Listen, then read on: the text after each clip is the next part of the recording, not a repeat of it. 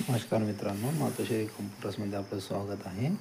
आज आपण CPU repair कसा करायचा त्याबद्दल माहिती जाणून घेणार आहोत.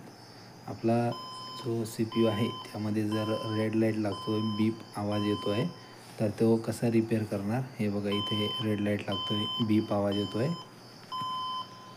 हे बघा, आणि स्क्रीनवरती सुद्धा काही दिसत नाही आहे. तर त्यासाठी आपल्याला आपला CPU ओपन करायचा आहे. ओपन केल्यानंतर इथे बघा, ही रॅम दिसते तुम्हाला. हे रॅम काढून घ्यायची आहे. हे बघा, मी जशी रॅम काढली आहे या पद्धतीने आपण सुद्धा रॅम काढून घ्यायची आहे. रॅम काढल्यानंतर तिला खोडरबरने किंवा दुसऱ्या कुठल्याही पद्धतीने जो सिल्वर पॉईंट दिलेला आहे त्यावरती तो क्लीन करायचा आहे. त्याच्यामध्ये धूळ वगैरे बसली असेल, जे सॉकेट दाखवलं आहे ते सुद्धा क्लीन करायचं आहे. क्लीन केल्यानंतर आपण ती जी रॅम आहे ती पुन्हा अटॅच करायची आहे. या पद्धतीने जशी मी अटॅच केली आहे. अटॅच केल्यानंतर तुम्हाला जो PC आहे तो पुन्हा स्टार्ट करायचा आहे. स्टार्ट केल्यानंतर बघा, इथं दिसतं आहे आपल्याला PC स्टार्ट होतो आहे.